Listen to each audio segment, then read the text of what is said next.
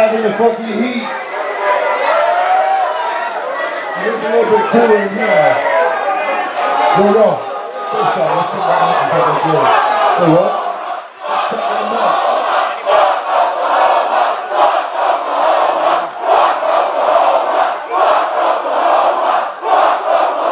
Hey, yo. We're going to talk about that. All right? I'm just going out from Oklahoma. I know what that's about.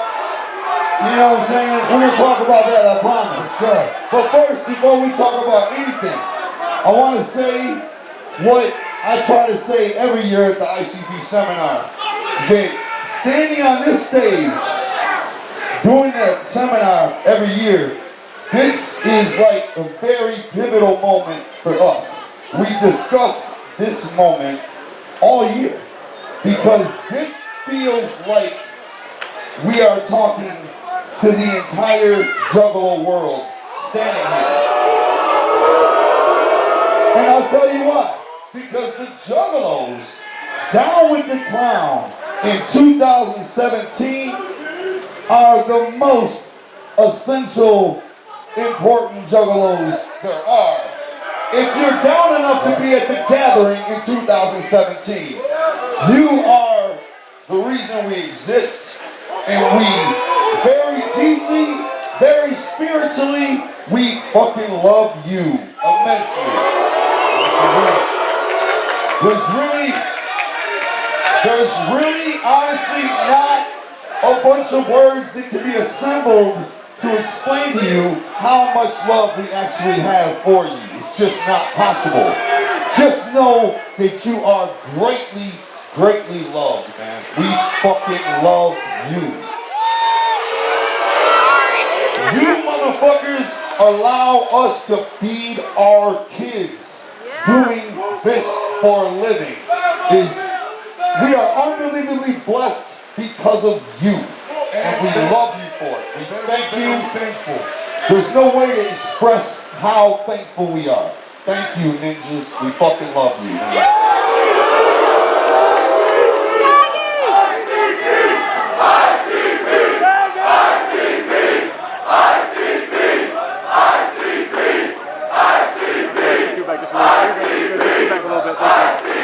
Juggalos and Juggalettes standing behind us. You'll see the fine men and women, ninjas and ninjets of Psychopathic Records. With a few noticeably missing ninjas, but they're still here in heart. They couldn't make it this. They're off doing other things right now. True that. But if we can begin, Shaggy, the notes.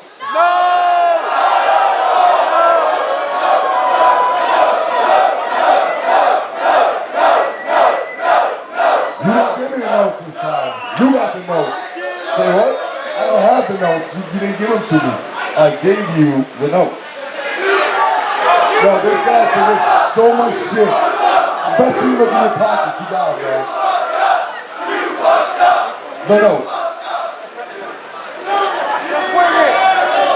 For real, you don't have the notes? Don't look like a note? Looks like the inside of a pocket. Does anybody have the notes? Rob, the notes. Shaggy, the notes. Look in your pockets, guys.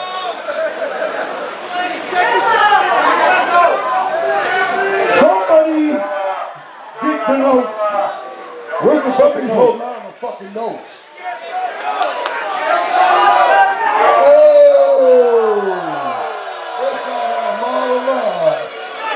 There is no seminar without the fucking notes.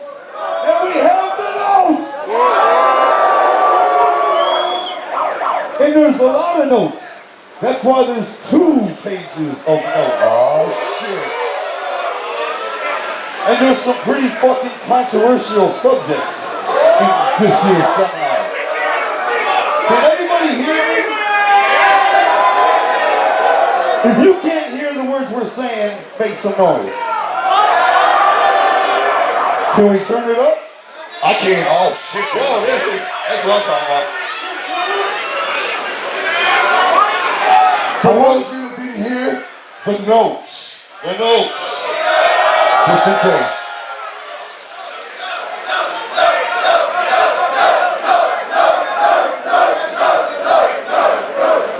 Where else can notes get a chant? That chicken scratch you're looking at is my handwriting. And that's his best attempt at handwriting. And Shaggy somehow is the only other human being that can actually read my handwriting. They're like hieroglyphics, you know what I'm saying? You gotta study them for years. They look like ancient scribblings on a wall in King Tut's tomb, but it's actually my fucking 9th grade education handwriting. Yeah! He'd be great at writing prescriptions. We're gonna tell you guys a couple stories, all right? We got stories in this year's seminar. And I want to tell you guys these stories like the one I'm about to tell you because you're my brother and sister. And even though these stories might not have much to do with anything, when you get together with family, you exchange stories. So I'm going to tell you the first story of a recent happening in my life, which was very impactful. You know what I'm saying? Like it's something that affects me to this day, and it will affect me for a long time to come. But it's also something that isn't very interesting at all. You know what I'm saying? But it's interesting if it happens to you. And when I'm telling people this story one-on-one, I can normally look into their eyes and notice two things. Number one, they really don't give a fuck at all about what I'm telling them. The other thing I notice is they're not paying any attention at all because they really don't give a fuck about what I'm telling them. So sit back, because this one's a whopper. If you've ever been in a serious car accident, make some noise. Okay, after you survive that car accident, when you go to tell somebody about it, you might know what I'm talking about. They really don't give a fuck because car accident.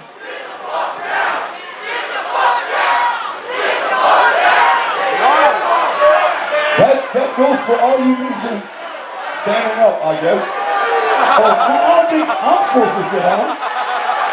Appreciate it though. I think you're talking to the ninjas in the crowd, so the ninjas behind them. I was about to say, if you sit down, I'm about to bust out the acoustic guitar. Make this story some real shit. About 10 weeks ago, I was in a fucking brutal fucking car crash. A fucking head-on collision, and I don't know exactly how the fuck I was able to walk out of that shit. But what happened was, I got up mad early to take my kids to school. And so I drove to the house my kids are living at, which is Sugar Slam, where she lives, my ex, you know what I'm saying? But we're still very close forever, thank God. You know what I'm saying? She's one of my best friends, you know? But I drove there to take my kids to school. It's mad fucking early. I dropped the kids off at school, and I started heading back to my house, at which point I'm fucking dozing off at the wheel. Has anybody ever done anything like that? Don't fucking play. Alright? Because as I'm driving, I'm fucking dozing off and waking up, and I'm dozing off and waking up, and then I doze off, and when I wake up and open my eyes, I see a fucking Suburban probably 12 feet away coming right at me from the fucking, it's a 2-lane road, and I drifted into the oncoming traffic, and right when I opened my eyes, the fucking truck was just about to slam into my truck, heading, you know, in opposite directions, about to fucking collide. And I remember actually screaming and trying to fucking yank the wheel over to get out of the way, and it was just too late. The impact, bang, and that vision of that fucking truck coming at me. Once again, I'm sorry, this isn't any noteworthy news, just sharing this fucking story. It didn't make the notes though. It is, I'm surprised it is noteworthy. That vision of this fucking truck about to hit me, and I'm doing probably 45 or 50, and I assume they're probably doing the same. That shit is now haunting, just like fucking a guy comes back from war and he has the memory that keeps fucking haunting him, you know what I'm saying, post-traumatic, whatever the fuck. The vision of that truck is forever fucking stamped in my brain. But anyway, we fucking collided, and the next thing I remember, I was encased in fucking airbags. Airbags from the steering wheel, airbags from the fucking ceiling, airbags from the armrest. I didn't know there were that many fucking airbags, but there was just airbags all around me. You know what I'm saying? And there was dust, mad dust everywhere. It was pretty fucking heavy, man. If you've ever been involved in something like that, it's fucking horrifying, right? And there's dust and a funky smell, and I felt like I was in a padded room, just barely able to fit me, you know? And I went to open the fucking door, and it wouldn't open, and I started kicking the fucking door, and then I don't know if it was a patron or something, but somebody from the outside started yanking the door open, and I got out, and I ran right for the other car thinking I probably killed some people or something, right? And the ninja that I hit is just leaning against his total fucking Suburban, and he's just leaning like, and I'm like, where's the driver? He's like, I was the driver. I'm like, are you all right? He's like, I'm fine. He was totally cool, calm, and no sort of panic whatsoever. And I was happy to see that. But apparently when I hit that motherfucker, a third car hit my car from behind, and fucking 3 cars got totaled out of this accident, right? And the police come screaming up, and the fucking ambulance comes screaming up, and my leg, I have these what look like mosquito bites now, right? This little marker shit, was basically mangled, but I was standing up, walking around, feeling jarred, I guess the word would be, you know, like fucking shook, but I didn't have any broken bones or anything. So when I went into the ambulance, I told the guy, I'm straight, I'm going home. And he said, no, you should go get checked out at the hospital. I said, I'm all good, I'm just gonna go home, you know? And so the police came and they took the breathalyzers from all 3 drivers and did all their fucking shit. And then the cop drove me home, right? And I go home, I lay down in bed, and probably 25 minutes later, my chest starts to hurt, you know? And I asked my friend, Straight Jacket, who was living in my basement, I said, bro, take me to the hospital so I can check this out. This is starting to hurt. And by the time we got to the fucking hospital, which is only 3 miles away, I couldn't fucking walk. The pain was fucking epic. It was unfucking real. They had to carry me out of the car. And listen, this is where it gets real fucking bitch-like, all right? Because I was screaming and crying, and it was just unfucking real. And I'm sharing a very personal, very real situation with you guys, man. I thought that I destroyed myself. I figured I probably ruined all my ribs and my fucking bones are sticking into my kidneys or whatever the fuck is going on in here. And I was walking around after the crash because I was in shock, right? And when it started to come down, I started to feel it. And by the time they're checking me into the fucking hospital, I'm fucking screaming and crying, alright? Now here's the fucking problem. And this is what's so fucked up about this fucking country, right? I didn't have an ID on me, okay? And I had several, these aren't cuts. They were fucking punctures, like shit that fucking stabbed me, right? I had several stab things everywhere. And they're not going to give me any pain medication because they don't know if I'm a fucking drug fiend who literally stabbed himself to get, you understand what I'm saying? This is what happens in this fucking country. Motherfuckers, I'm not kidding, man. Motherfuckers are so addicted to drugs that they will fucking break their fucking arm to go get a fix, man. Like, I'm laying there 3 hours screaming and crying, and they're not giving me anything for pain because I came in off the street instead of coming in on an ambulance. You get what I'm saying? So they're like, we don't know if you were ever even in a crash. We don't know who you are. We don't know anything about you. And you're in here trying to get pain medicine. You could be a total fucking junkie faking the funk about everything you're saying. And I was screaming and cussing. At the same time, I'm apologizing to anybody that can hear me. I said, if you can hear me, I'm sorry. I can't stop. It's so fucking painful. And they said, all you have to do is piss. And we can check your piss and make sure you're not a fucking dope fiend, right? But my fucking insides and my ribs were so fucked, I could not push to piss. You hear what I'm saying? Do men understand what I'm talking about? When you piss, you just push a little bit and you piss. I could not do that, so I could not give them the fucking urine to check my shit and know I'm not a junkie. So for 3 fucking hours, it was just horrific. Finally, they had to give me a, what's it called, a catheter? Catheter. Who knows what something did? That is when they stick a fucking straw up your dick hole. So that you piss through the, I'm not even kidding, man. I told that lady, I said, go ahead, because nothing can hurt worse than this hurts right now. I was fucking wrong. Holy shit. What the fuck? Oh, man, that was just fucking epic. But have you had your prostate checked? I did this year. Oh, so you know. That's a whole other story I love to tell. Yo, it's like being raped by a midget. Straight up, it's the worst. But yeah, they checked my piss, and finally they could see that I wasn't a dope fiend, so they finally started treating me like a regular human, you know what I'm saying? They gave me the pain meds and everything, and it's just so fucking awful of a thought to think that, man, like the motherfuckers are stabbing themselves or would do something like that because they're so dope sick that they're fucking willing to do some shit like that. It's just mind-blowing to me, man.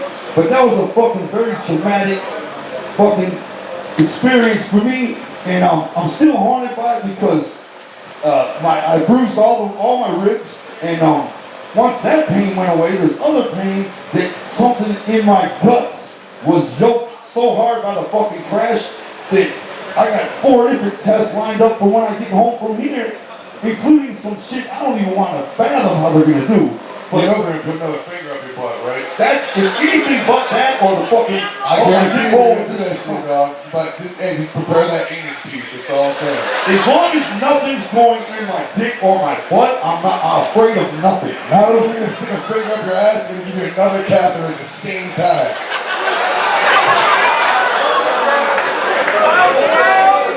That's when you take the piss test, so they will give you pain medicine beforehand.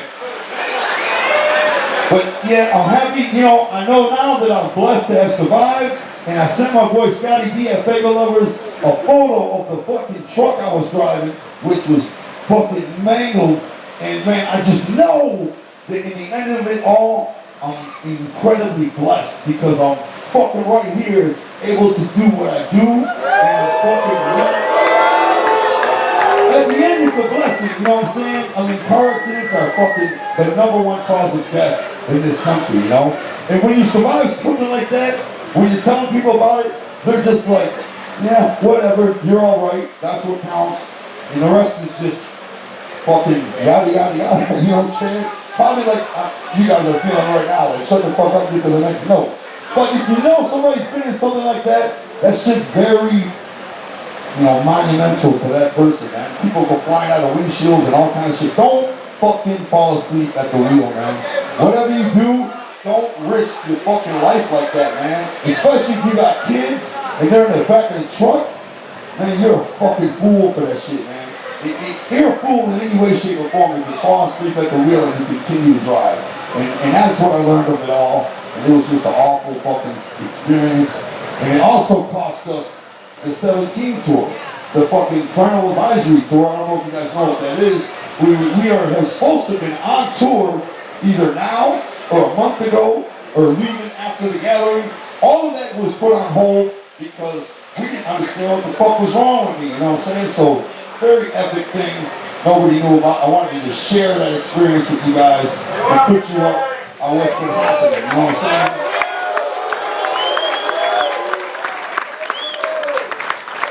Thank you guys for hearing me out, man. It was a fucking trying thing, you know what I'm saying? A real fucking serious shit. That's right, you're my fucking family, man. I just wanted to share that. Alright. Now, topic number 2 on this list is just a real quick thing I wanted to talk about the Shangri-La show. You know what I'm saying? Which we did Thursday night here together. At yesterday's autograph signing, probably 3 or 4 different ninjas said, man, are you alright, man? You fucked up a lot of your lyrics and shit like that. And I wanted to address that. When we're performing an album in its entirety for the first time ever, no matter how many times we rehearse that in our warehouse, you know, in front of a bunch of boxes, can never prepare you for what it's really like in front of y'all doing it. You know what I'm saying? And it's just no way to rehearse enough. Let me put it this way. You know what I'm saying? You can sit there in front of a mirror all day with a fucking comb or a brush or whatever and sing fucking Justin Bieber songs. You know what I'm saying? Like you do. But right, how you think that's so good? But it's a whole nother motherfucking beast. You know what I'm saying? To stand up on a stage in front of so many juggalos and not be nervous. You know what I'm saying? Even though we're comfortable at home, you know what I'm saying? The butterflies in your stomach, the adrenaline's pumping, you know what I'm saying? And motherfuckers get nervous, you know? If you gotta take a shit, you're like, oh man, I gotta shit again. Can't, gotta go on stage, god damn it. Did anybody see the Real Box tour? Yeah! Now check it out. We're doing the fucking album night after night. And chances are by the time we came to your town, we had that shit on lockdown, you know what I'm saying? And when we're performing a new album for the first time, it's destiny to fuck up lyrics, man.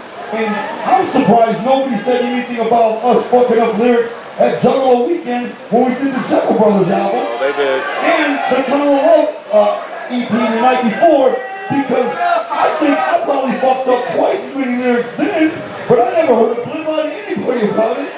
And then on Thursday night, it seemed to be an issue, and I just want to say, man, we're always gonna fuck up. You know, that's just something that happens.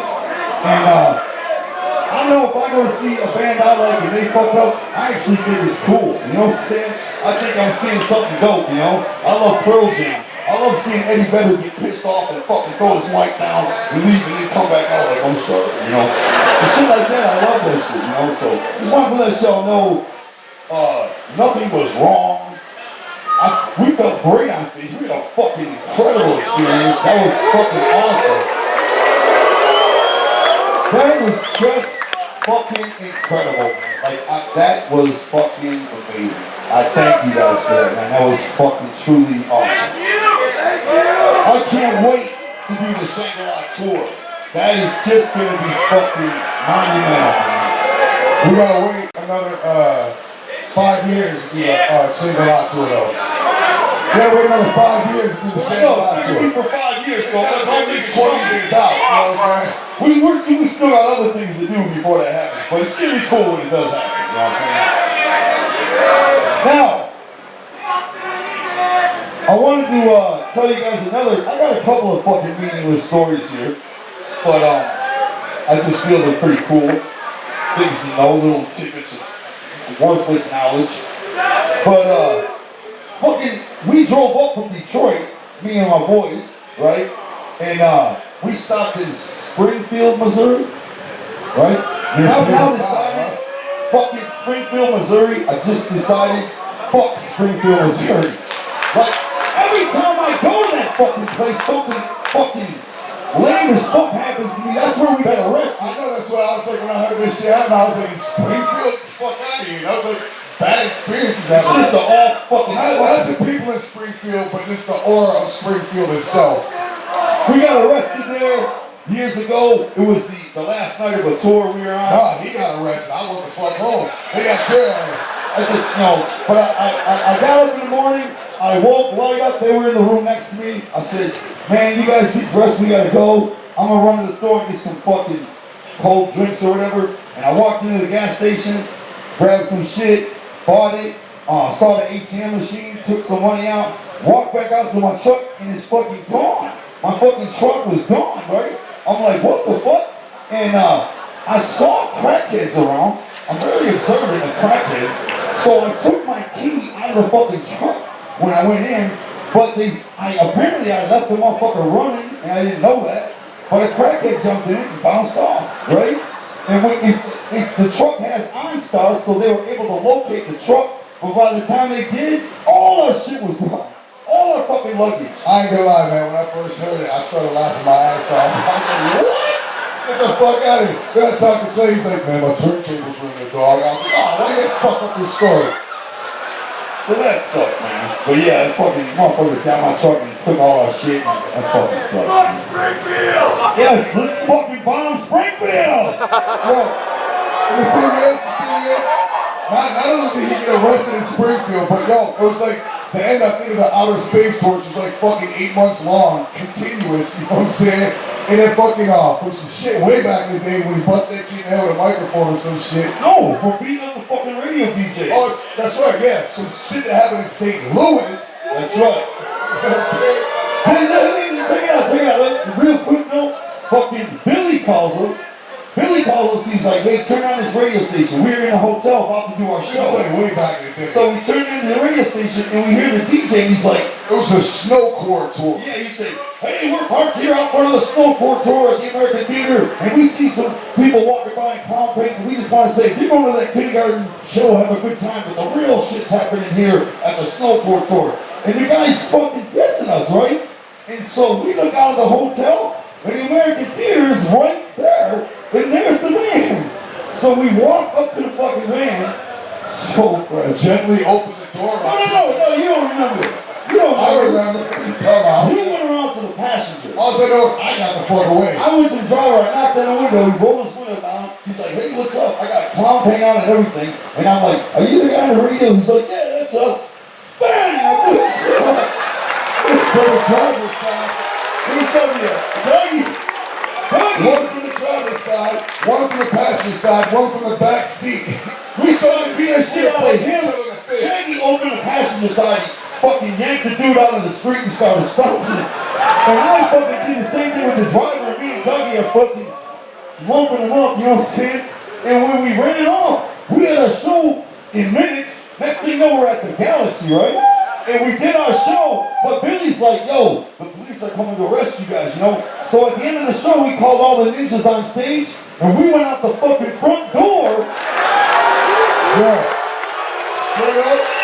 Straight up, we pulled a fucking Blues Brothers move. You know what I'm saying? We jumped in the fucking truck, we jumped in the car, and fucking skated across the other side, because in St. Louis, fucking across the river. Yeah. And we were Fuck safe. out of Missouri. But 3 years later, Yo, okay, see, he's underselling. He's like, yo, you know, I got arrested. Yo, it was the last fucking show, fucking 8-month tour. We didn't go home the whole fucking time, no flying home, none of those luxuries, you know what I'm saying? Listen, our kids, but I didn't even have kids at the time, but you know what I'm saying? Whatever. I missed your kids. Yeah, he missed my kids, you know what I'm saying? They missed Uncle Joe. But anyhow, so we're driving back to the venue, go to the hotel, take showers and shit. All of a sudden, yo, some movie type shit. Cops everywhere surrounded. It's almost stop, you know. We look up, it's a helicopter shining the fucking spotlight down, you know what I'm saying? They got us all on our stomachs, shackled up, you know what I'm saying? Soaking wet, you know what I'm saying? Fresh off stage, you know what I'm saying? And then they're just like, you know, running the shit. They started coating everybody to get back in the car. This motherfucker stayed in cuffs, huh? Why though? Why is it always been like that? Why did you get arrested? What? Why I can't afford to get arrested, dog. It's all four felonies, you know what I'm saying? It's always like that, man. Even as little kids, when we all got busted for curfew, only me and Rob went to fucking jail, man. We were all under age, but they're like, Bruce Brothers, come on. It's like, what the fuck, man? And then I'm the only one being arrested. Well, this is for me. This motherfucker now goes to jail and let him out. I get fucking busted for some shit. He slapped me fucking with 10 felonies at one time. Get the fuck out of here. Cleanest record you ever seen in your life, this guy.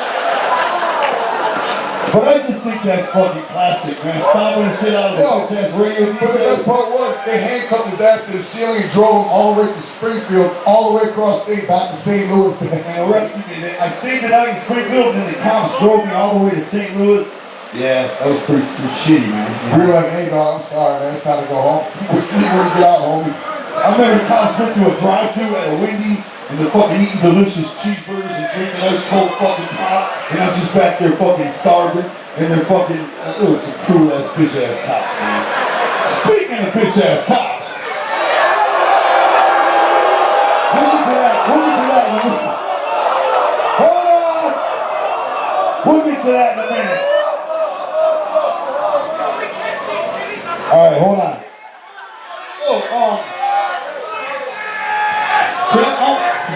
Before I get to like the more newsworthy news, can I tell one more fucking story? I think this is pretty fucking dope, alright? Who was at the gathering last year? Alright, check this out. Last year, I wrestled in JCW Friday night. Okay, last year was like this year. It was a very important gathering for us because it was the 17th gathering last year, you know? 17th annual or something. Anyway, it was a very fucking, the concert, the big show Saturday night, it meant everything in the world to us. And I did my moonsault, which is a wrestling move, where I go to the top rope and I do like a backflip. And I haven't done it in a long time, you know? But I did it last year, Friday night, and when I got back to the dressing room, I realized I fucked my foot up, like really bad, you know? I took my shoe off, and the front half of my foot was purple, you know what I'm saying? And I'm like, fuck, man. And I'm limping really bad. So Saturday, I'll beat myself up all fucking day for doing that. Because I want to put on a great show that night, and I fucked myself up, you know what I'm saying? And I was like, bummed out. I felt like shit. I felt horrible all day. And I wouldn't talk to nobody. I'm being a dick. I was so fucking mad at myself for fucking myself up. Now I'm gonna be limping on stage and I can't really put it down like we want to do, you know what I'm saying? And I'll never forget this, man. This was something that was a miracle to me, alright? Like straight up. As our intro's going, okay, I start walking toward the stage. And the closer I got to the stage, the less my fucking foot hurt. Until I got right front and center when we busted. The pain was completely fucking gone. It was unbelievable. It was absolutely unfucking real. I did the entire show feeling nothing at all wrong with my foot. It was fucking crazy, and I know adrenaline, yep. But check it out, man. Walking off the fucking stage, the farther I got from the stage, the more the pain returned. What the fuck is that, man? That was unbelievable. I don't know if you guys believe in a higher power, man, but I know there's more going on than what meets the eye, you know what I'm saying? Shit like that was just such an incredible experience, man. Like, I had never had anything like that happen, and it was just unreal, man. That was just very cool, man. But yeah, if you saw last year's concert, we put it down! My brother, Jumpsteady, the main organizer of the gatherings of the Juggalos, we're gonna ask Rob to give us some notes on this year's gathering. Come up, Rob.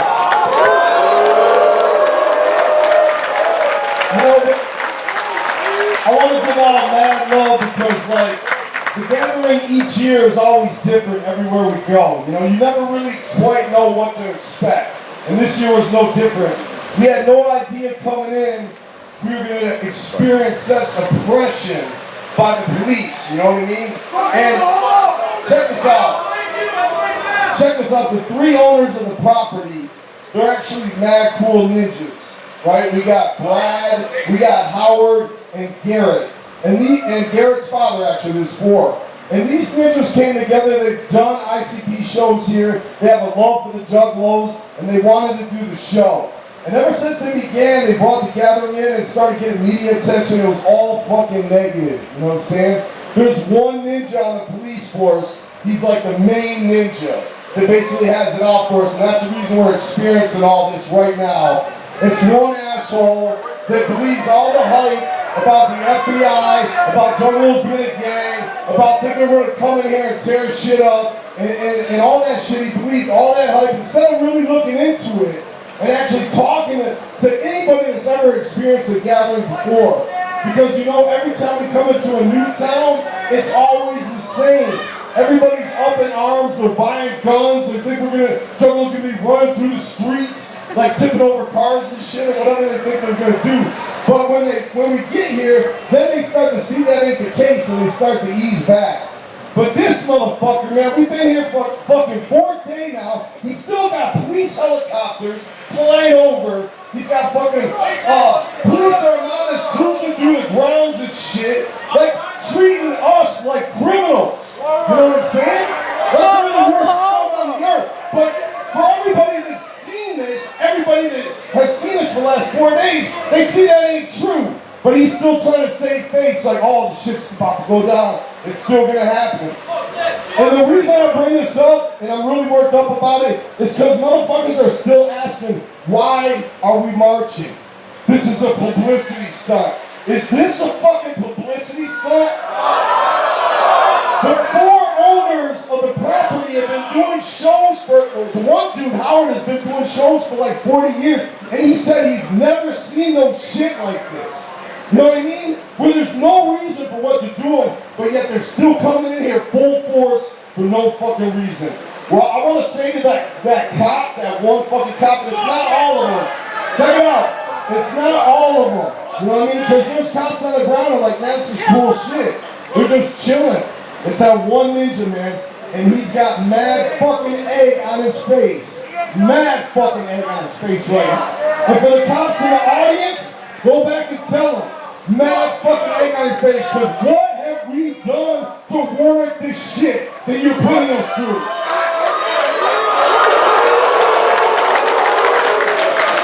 Ask that motherfucker, what have we done?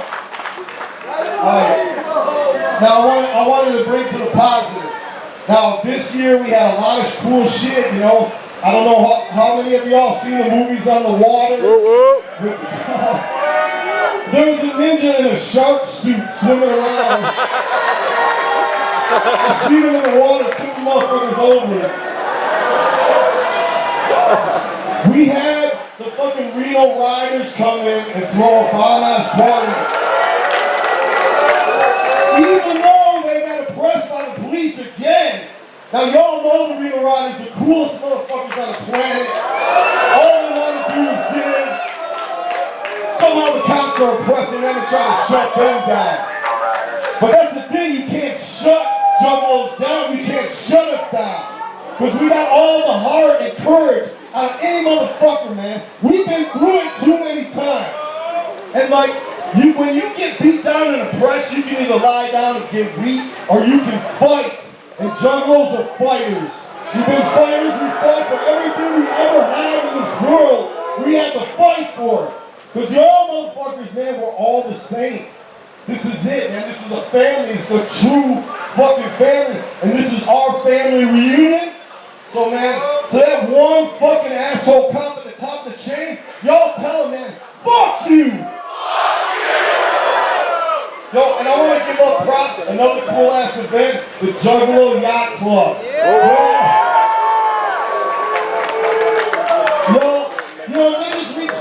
And they're like, hey man, we want to do our own events, can we hook this up? And it was just the coolest thing, and those 2 parties ended up being the highlights of this year's gathering, in my opinion. I mean, when I looked out for when I came, I was in the backstage area, fucking working the gathering and all that, and I looked across the water, all I saw was like 500 motherfuckers on the beach, fucking jumping, I didn't know what the fuck was going on. But it looked like gazelle, and that's all I've been hearing about. So, you know, moving forward, I just think it's really cool, like every gathering, keep evolving.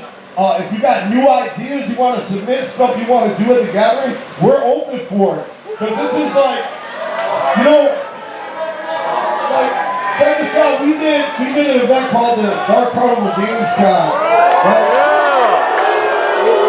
And that whole event was ran all by Juggalos providing gaming tournaments for Juggalos.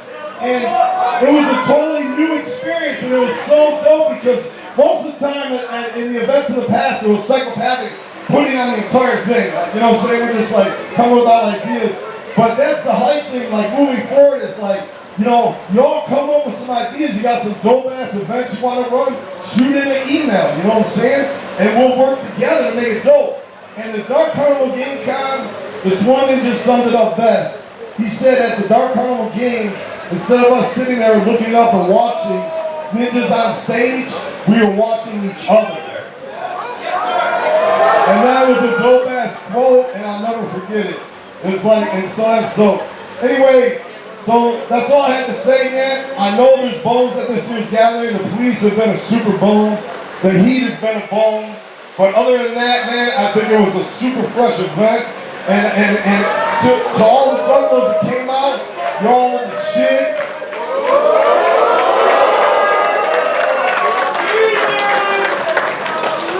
And we're going to keep moving on. No matter what they do, this is going to keep moving on. And they try to shut it down every year. That cop, that one cop, that's all he kept saying. He's going to shut this down. Like if anything fucks up, he's going to shut it down. Just nothing but fucking idle threats. You ready?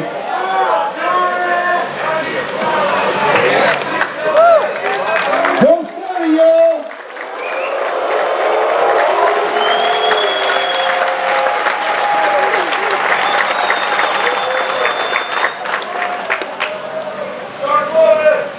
Back to the notes.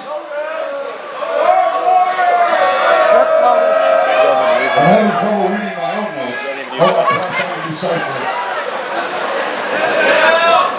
Alright, check it out. I want to talk about the Carnival of Carnage show in Detroit. Check this out, man. I know tickets are mad fucking expensive, and what really fucking sucks is people talking about that and not talking about why they're so fucking expensive, alright? Again, when ICP recorded Carnival of Carnage, there was 3 members of the band, alright? 3 members of ICP. And you can hear them on Carnival of Carnage as well as Dog Beats, our first 2 ever releases. There was 3 members of ICP. The 3rd member was John Kickjazz, alright? Shaggy's older brother. Alright, John decided to leave ICP right as we began to press the Carnival of Carnage album. That was a pretty bad time to leave, but because we couldn't afford to go back to the album and take him off it, and it was just a choice he made, alright, that turned out not to be a good one, you know? And unfortunately, John passed away, how long ago? A year and a half ago? Yeah, he passed away 2 years ago. About 2 years ago. But his story is pretty fucking remarkable. And the reason why tickets are so expensive for the Carnival of Carnage show in Detroit is the venue only holds 600 people. And we're doing the Carnival of Carnage album at a venue called the L Club, which is on Verner Avenue in Southwest Detroit, right across the fucking street from Clark Park, alright? In the fucking heart of where Insane Clown Posse's origins come from. I mean, you cannot be on a better location than right there. And taking John's place, doing John's lyrics, is Shaggy's other brother, his younger brother, who raps as Trey Pound in the Chop Shop. With the group Chop Shop. Alright? He will be taking John's place, wearing John's face paint, and doing John's lines, and who better suited, right? Who can fill those shoes, right? And we're only gonna do the Carnival of Carnage album one fucking time. There will be no tour on it. No tour, no fucking second show. One fucking show, alright? And all proceeds are going to a documentary about the life of John Kickjazz, alright? Things nobody knows, alright? And that documentary is very, very important to us. and we want it done with fucking class. We want it done with mad amounts of dignity, and that's where the money is going. We're not fucking paid like some of you might think. Not even hardly at all. Farthest, like you probably can't ever from pay. Any money we happen to generate goes away when we have the gathering. Alright? We quickly lose it because it's a fucking money losing event, but it's a karma gaining event and worth every penny. And the Carnival of Carnage show is about respecting John, and it's about creating this documentary. And also, as I'm writing what's called the treatment for the documentary, I decided that I wanted to include everything from our history. Okay, if you've ever read the book Behind the Paint, it talks about John, but I have to admit something right here. I'm going to be a fucking man, and I'm going to admit something. I think when I wrote Behind the Paint, I think I purposely downplayed John's role in ICP's origins. I downplayed it because I was still fucking salty that he quit the group and left us when he chose to do that. I was still upset, and I said to myself, no reason to go into all these extra stories about John because he's not a factor anymore. And he didn't deserve that.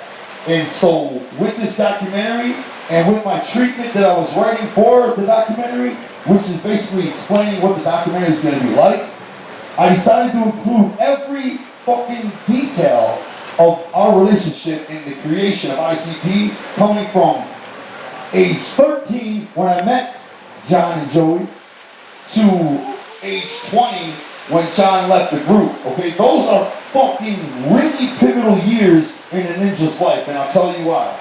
Those are the years you first step away from being a little kid following your mom and dad or whoever takes care of you, just being a little fucking kid, to actually becoming your own person.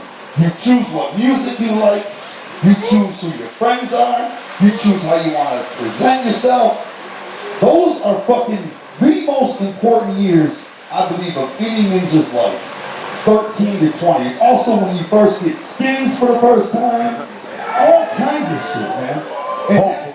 And that's when John was my fucking best friend, Joey's brother. He was everything in those fucking essential years. And we're going to tell his story correctly, respectfully, and as I'm writing this treatment, I realized this is a fucking book I'm writing. And so I decided I'm going to fucking finish it as a book. So not only will there be a documentary, there'll also be a book called The Third Clown. And it's the story of John Kickjazz. I want to tell one more little story. I want to tell one more little story. This is like, it's not quote for quote how it's written in the book, but I want to tell you a funny story about getting some skins, some lead for the first time. Because the first time John ever got some skins, it was in my bedroom, alright? With him. I'm going to tell you how this went down. It might not be funny, I don't know. It was funny to us though.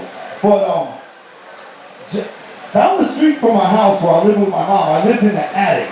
And I turned it into a bedroom, and I had to pull the stairs down, and it was a rickety fucking stairway. I had to pull down, fold down, and then I could climb up the fucking thin, rickety stairway up to my bedroom, alright? So there's this little hottie who lived down the street who was what used to be called a burnout, which is a fucking heavy metal fan, long hair. We call them wolves, alright? We always call them wolves. That's another story, but they don't pretty much exist anymore. But they used to, like the wolves. They do, motherfucker. they do. I see them all over. I fucking love wolves. I'm talking about like fucking hair metal. Does anybody know what I'm talking about? Poison, fucking Motley Crue. You know, fucking spandex, fucking makeup. Dudes would have the same exact haircuts as the women. You know, teased up poofs and shit. Anyway, this little wolf chick lived down the street, and I always thought nowadays these wolf chicks in the neighborhood are considered hood rats. I don't know if you ever heard that term. And I fucking used to want to fucked this girl so badly, but I didn't know about actually fucking anybody because I had never fucked anybody in my life. No girl ever, nobody ever. Not that I'm proud. Anyway, so this is the first days of when you're fucking calling girls. You know, those first experiences. Can you remember that about your life?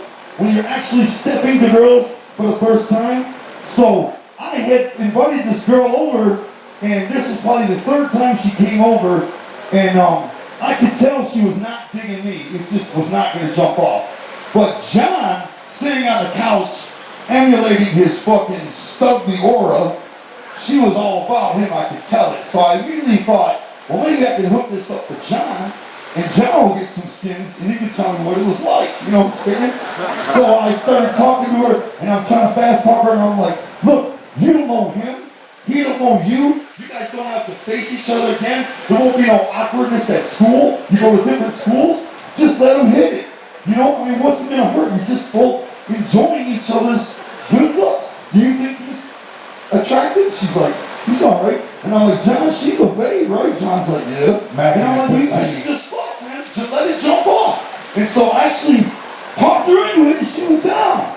So they went up into my Ricky fucking bedroom, and I assumed he was plowing her, right? Now, this is the part of the story that don't make much sense, but my stepdad came home from work, and for some fucking reason, which I don't understand, but apparently I wasn't allowed to have a girl over or something because I was scared to death that we had a girl upstairs. Which doesn't make no fucking sense now. I would be so proud of my son. You know you're trying to fuck him. Well, I know, but if my son had a hottie over at 16, I would be fucking proud of him. I wouldn't be mad at him. So I don't understand that. But apparently I wasn't allowed, okay? Maybe I was 15. I don't know. But I ran upstairs and banged on the bedroom door, and I said, John, oh, Ron's home. That's my stepdad. I was like, Ron's home. You gotta get her out of here, man. And there was no answer. And I knocked again, banging on the fucking door. John, no answer. Finally, I said, fuck it, what can I do? I'm seriously stressed out. The car's pulling up in the driveway. He's getting out with his 40s in the brown bag. And I'm like, fuck, we gotta get this bitch out of here. So I opened the door, and I ran in, and I saw the two of them having sex, paying me no mind at all. I'm fucking banging on the door. First time skins, they didn't give a fuck about you. He was like, or Rod. He was in a robotic motion. My presence meant nothing to either one of them. And I'm still there where this pole is. I'm right here. And he is just fucking her. I'll never forget it. The first time I ever saw anything like that in real life. It was right there. And he wouldn't stop. I'm like, John! John! And he was just looking at her, stroking. And they didn't stop. They were right there. You know what I'm saying? I had to push him off her physically. The only way I was going to stop that shit from going down was to fucking physically intervene. So I had to shove him off her. Now this next part of the story I'm not very happy about. But this is how it went down, alright? I remember seeing her naked, and for some fucking stupid reason, I did not snapshot that image with my brain for later usage. So I don't remember much about it, which I should have, and I'm still mad at myself for it. But she was naked, and I turned around, giving them time to get dressed, probably 20 seconds. And when I turned back around, she had her fucking extra tight, stonewashed fucking burnout jeans about halfway up, and her bra, I think, was on. But I was so fucking scared of my stepdad, who was pretty brutal at that time. He wasn't very nice then. Listen, I'm not proud of this. This is what happened. I was 15 or 16. But I grabbed her by the fucking poof. Her hair was all poof. I grabbed her by the poof and started to lead her down the ripping stairs. You know what I'm saying? And no lie, I opened the side door of my house, and there was like a little porch with 2 steps to the grass. I put my foot on her ass. I didn't kick her, but I put my foot on her ass and shoved it on her. And I just remember her falling to the grass and being like, fucking asshole. and opening the gate and walking away, you know. And she was fixing her hair in case another burnout saw her. She didn't want to look unpresentable as she walked down the street to her house. But what I don't understand is what I would have gotten in trouble for anyway. It doesn't make any sense. But that was John's first time ever having sex. And if you remember, your first time ever fucking, you fall into a strange shock where you just stare there and you don't say shit. John was in that funk for the rest of the day. And it was like he was just staring off. It was basking. He was coherent, basking, but he was just in trance. And I didn't understand that feeling until I got my first piece, and I found myself staring out the window as John was driving. Because John was also present at my first time ever. And somehow, me and John got skins 2 years later than him. And he's fucking 2 years younger than us, man. Hey. Hey.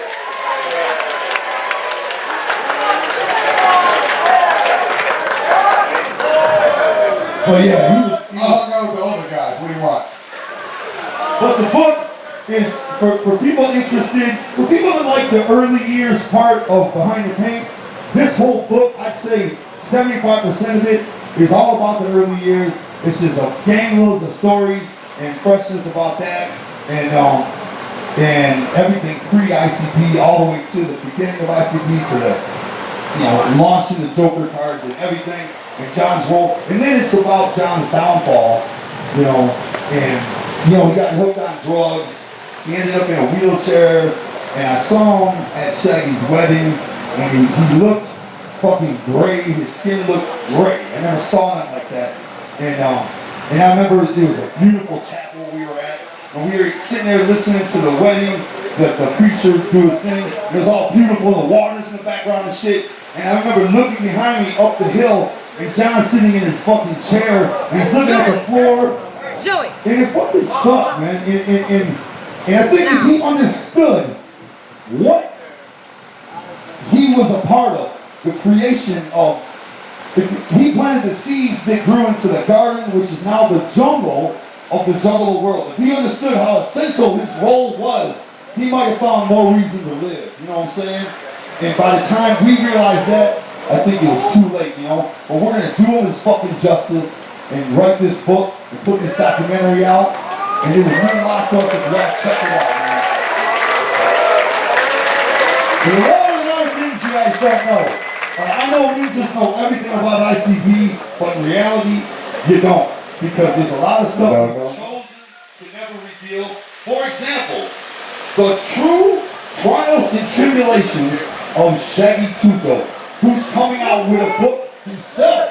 And it's there's been many. See, you know Jay, right? Like something like his car crashed just now, his first experience with skins. He likes to share, you know what I'm saying?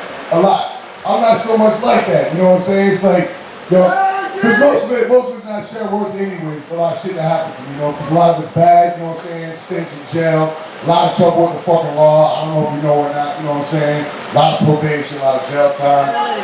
A lot of crazy shit has happened, you know what I'm saying? I just always kind of kept it on the wraps because I'm always trying to keep shit positive, you know what I'm saying? And I don't want nobody to be like, oh man, fuck all that, you know what I'm saying? I'm staying up here for the Juggalo, so I'm straight, you know what I'm saying? No matter what. With that being said, you know what I'm saying? We was kicking in shit, with the whole situation with my brother and shit and all that, and we were just sitting there, we were just kind of like, yo, it's time, you know what I'm saying? Why not? You know what I'm saying? Behind the Paint was a great fucking book, gave a lot of insight, but it wasn't my story, you know what I'm saying? And now I'm gonna sit down with a dude named Steve Miller, the same guy that wrote the book Juggalo. I don't know if you read it or not. Crazy fucking book, you know what I'm saying? I'm about to be sitting down with him, and we're writing the book together.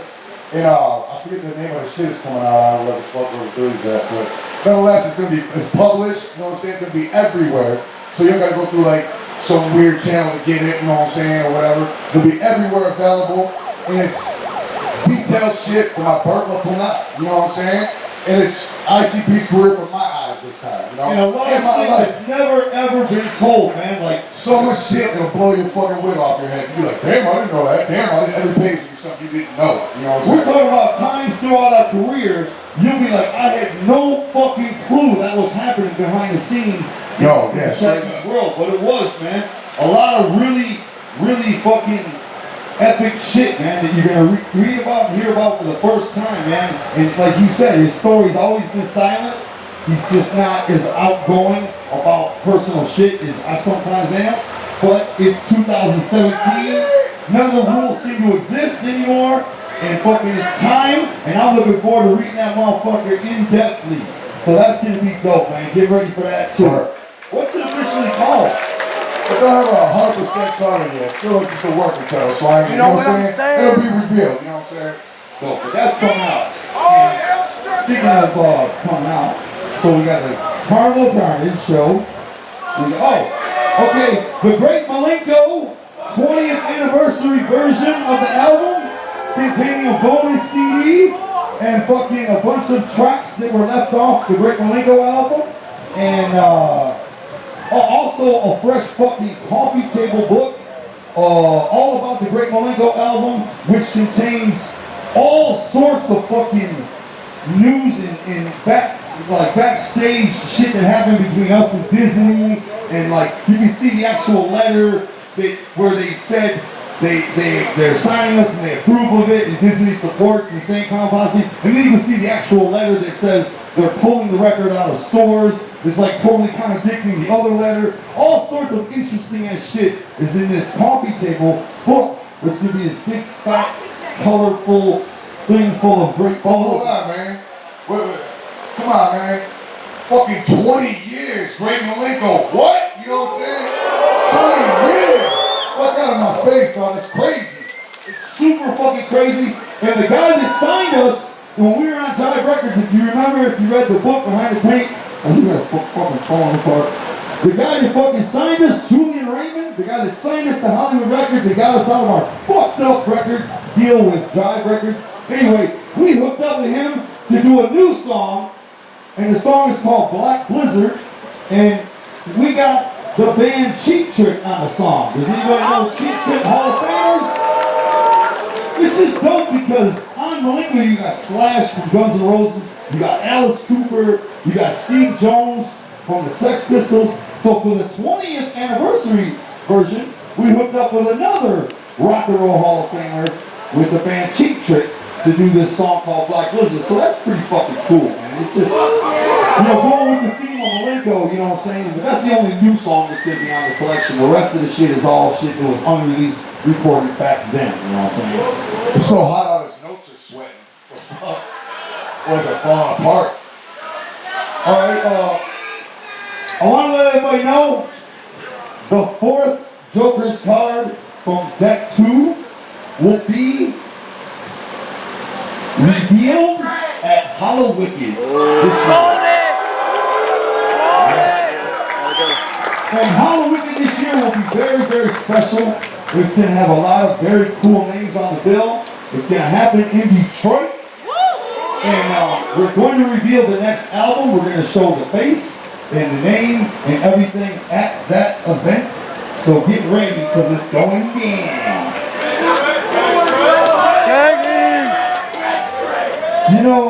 Also, right after the march, we're going on the Great Malenko tour. Yes, that's going to be super fucking dope. We're going to go on a Malenko tour. We're going to come to every fucking city. I don't give a fuck if you live in Bombay. We're going to fucking play that bitch. Everywhere. Everywhere. Even Springfield, Missouri. Oh. We're also going, this is cool, we're going back to fucking Europe. We ain't been there in like 13 years or something. But we're going there with Mushroom Head. We're doing like 10 dates in Europe. And right after that, we're going to Australia again. And then we're actually going to Asia. How dope is that? That's definitely awesome. going to Asia, bringing the fucking wicked clowns to Asia. I'm so excited for that, man. That's gonna be dope. Even Toledo, yes. Oh, free shit. Usually we give out something fresh for free to you ninjas right here at the ICP seminar. Would you like some free shit? Okay, well this year is a doozy. Because we're going to For real doozy. Huh? It's a for real doozy. For real style. This is going to be something guaranteed to wind up on eBay for probably a lot of money because you'll never see it pressed up again.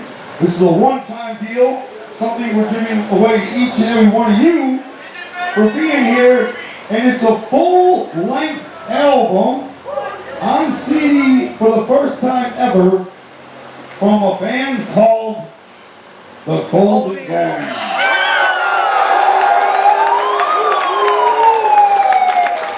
Hold on now. It ain't that fresh. No, it's not fresh What you gotta understand about the Golden Goldies, what you gotta understand, there's a thing about the Golden Goldies. The Golden Goldies was something that we had did with all of our homies just sitting around the studio. They all get drunk as shit. Everybody, no rappers in the vicinity besides me and him. You know what I'm saying? And the whole thing was, all right, Mike, heard group of beat. Everybody, you got 10 minutes to write your shit, one chance to spin it. That's it. One chance to spin it. If you fuck up, you're stuck. Well, you better keep rolling, because that's it. And everybody had to do their verse. They got one try, and we did, I think, 13 songs. So, man, everybody's gimmick had to be involved with being draped with gold and be golden. The Golden Goldies are fucking epic, man. It was recorded right after the Winterbox album, and it features all kinds of fresh rappers. Jumpsteady's rap, Golden Grand, Billy Bill's rapping. Gold Double B. Who else is on that bitch, man? It's got everybody rapping on there who shouldn't be rapping, but they're rapping. And it's just classic. And we actually did that right before, what you call it, came out, Little Box. Before we recorded. Yeah, but after we recorded it, but before it came out, was when Golden Goldies was recorded. Pressing time. It's been out on the internet for years, but it's actually now the only time we're ever going to press it up on CD from Psychopathic, and that's what we're giving to all of you. And it's simply titled, Give Me Those Fucking Nuggets, bitch, or I'll punch your fucking face. Yeah. Who's extra fucking in there? It's give me them fucking nuggets, bitch, or I'll punch your fucking face. I'm sorry, I fucked up. Yeah. Where is it? Anyway, that's the name of the album. Short and simple. Give me them fucking nuggets, bitch, or I'll punch your fucking face. The album is for you for free today. Thank you. Alright. Now, as Jumpsteady was saying earlier about the police, we know it's the fucking bone, and we gotta talk to you guys about this, man, because this sort of treatment is exactly why we're fucking marching.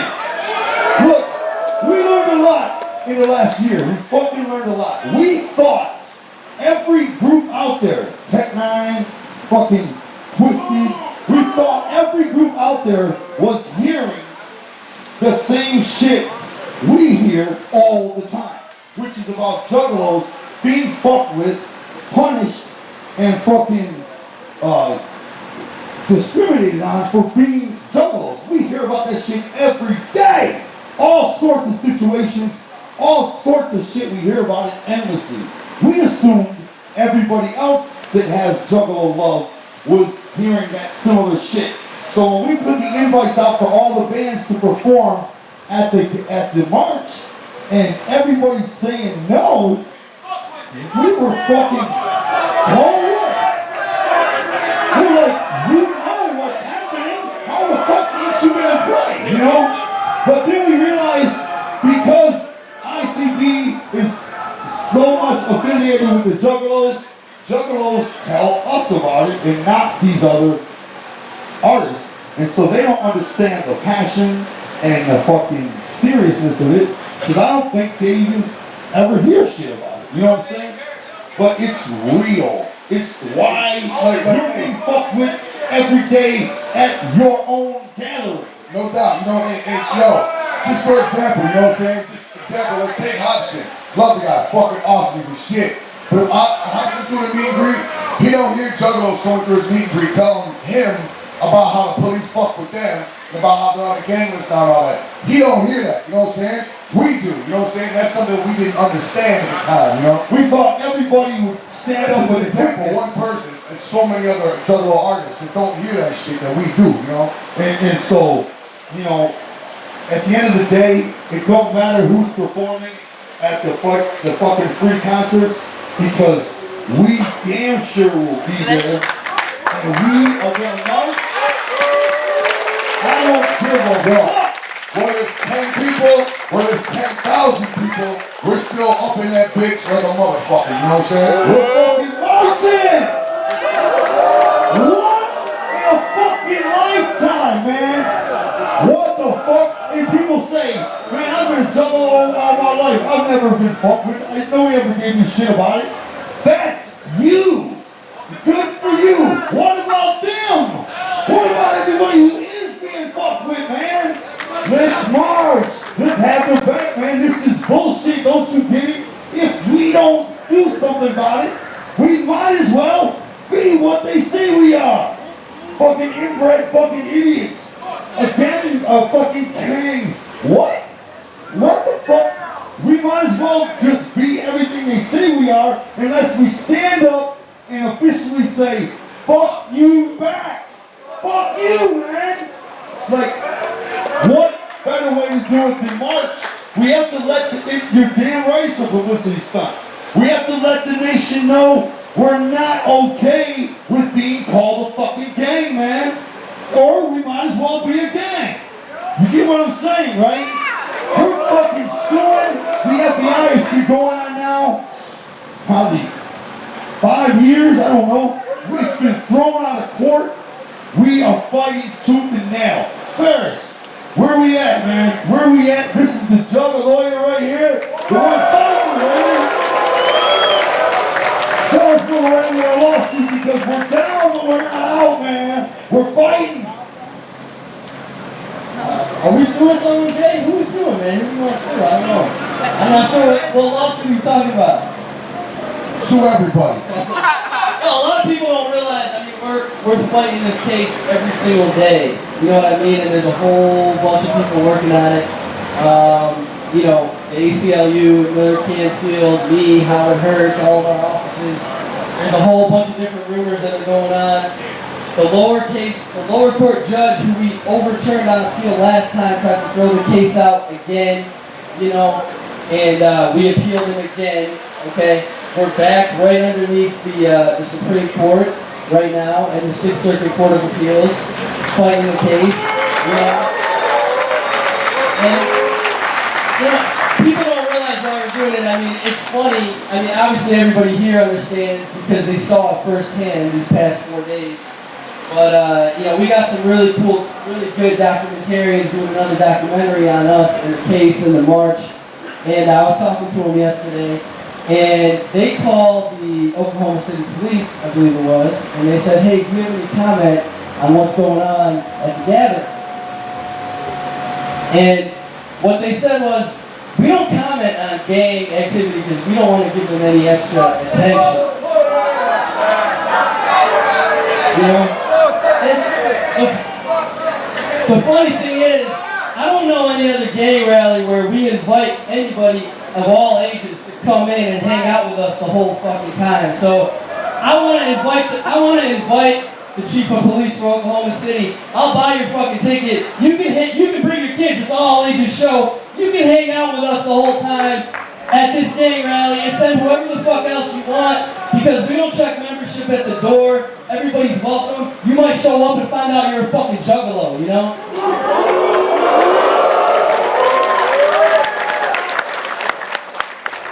So we don't got nothing to hide, but you know, it's a legal battle. These federal cases, they take a long time. I have a sneaking suspicion ours is even taking a little longer than normal. Nobody really wants to deal with us, but we're not going away. We're fighting tooth and nail every day. Juggalos don't die.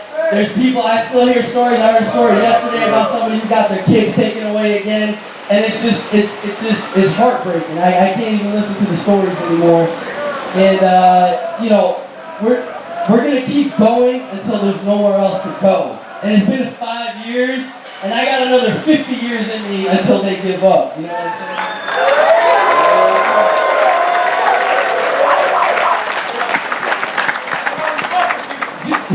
Just another update on where we're at. Before they heard the second appeal, the Court of Appeals, which is a court right underneath the U.S. Supreme Court, said, why don't you guys go talk to some mediators with the FBI and the Department of Justice and see if you can work this out. You know, maybe you guys can settle, you know? And they forced us to do it. They ordered us to do it. And we're like, okay, absolutely. We didn't go in there asking for any money or anything like that. We had some very, very, very reasonable demands. We said we want an official statement saying that you never meant for all juggalos to be labeled gang members. That was one of the things we asked for. We said we want you to fix all the education that's out there that's for law enforcement eyes only, that has all kinds of crazy shit about the hatchet man being a gang symbol, about our colors being red and black, and all kinds of ridiculous, stupid shit. And that's it. That's it. Just clear the record. You can even say that we might have met a juggalo here or there that is a gang member. That's fine. But, you know, there's some bad apples in every group. But just say what you said in court, which they actually admitted in court in Detroit a few years ago. That's it. That's all we want. We'll leave you alone. You stop the fight. You can stop spending money on the government lawyer. They said no. So that's why we're putting up this fight, man, because we got reasonable demands. The Constitution's on our side.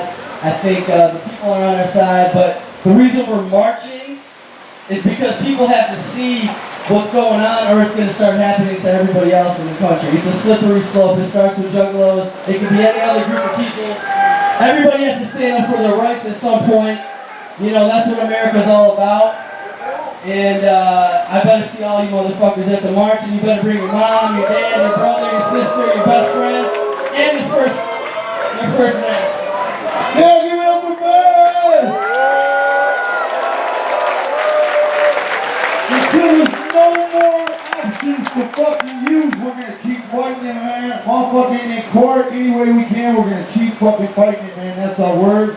We're gonna march the weekend of September 17th in DC, and we're not gonna give them what they want. We're not gonna be wilding out, because that's exactly what they fucking hope we'll do. And we're not gonna wild, we're gonna march with dignity and class. We're gonna handle our business. Then go back to the free concerts and do our wilding out there. You know what I'm saying?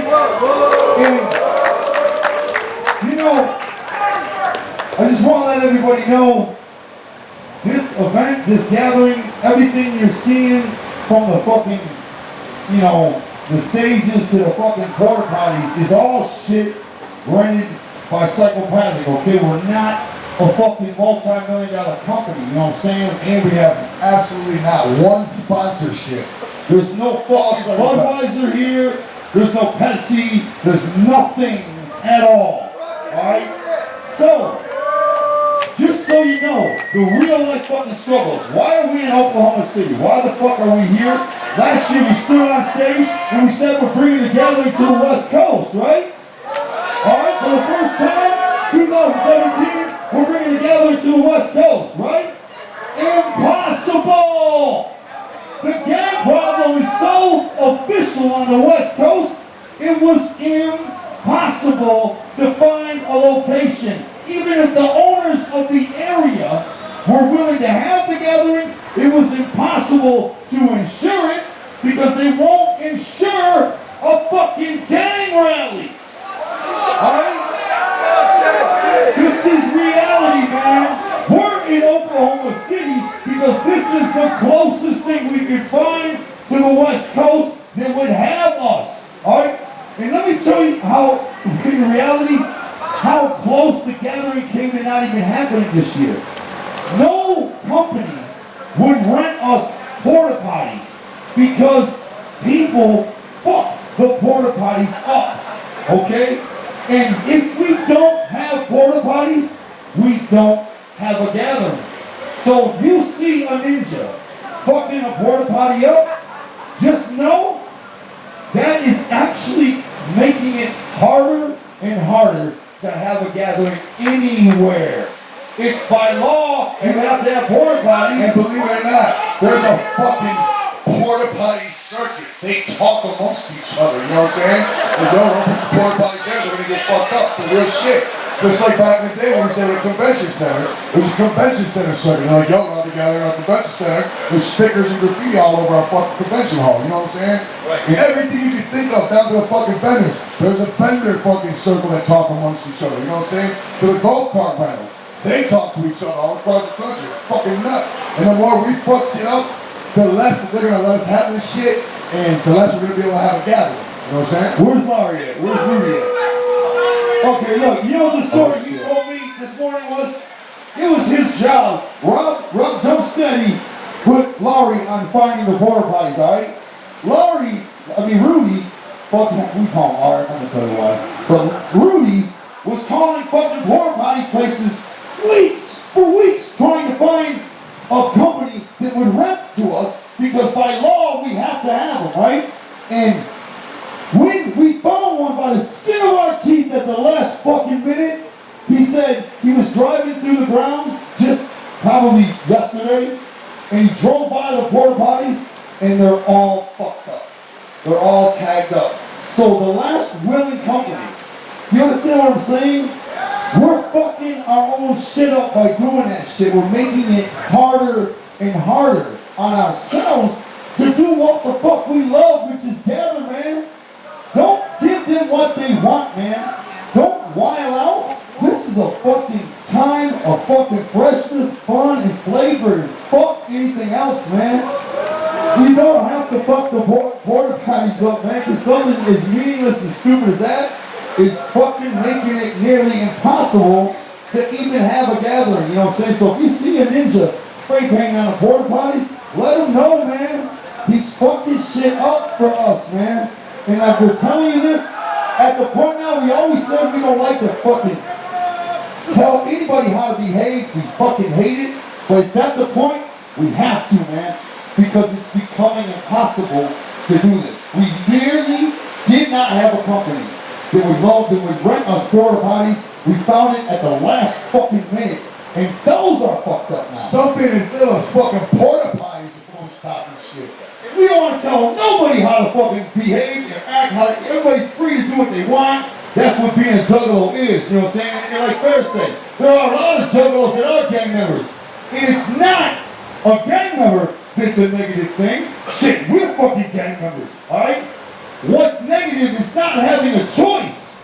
Is if you're not a gang member, but you're being called one by the government. That's what's fucked up. You understand what I'm saying?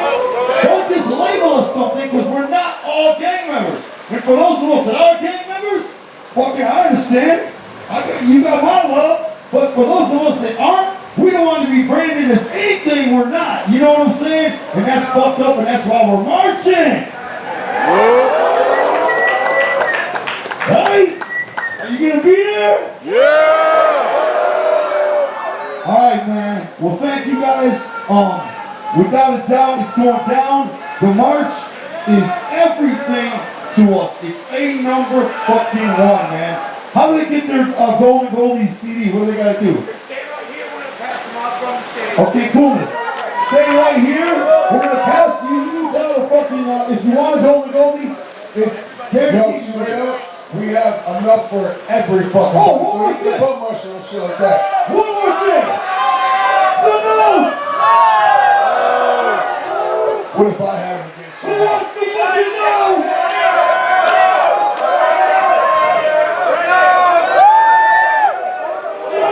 There's two of them.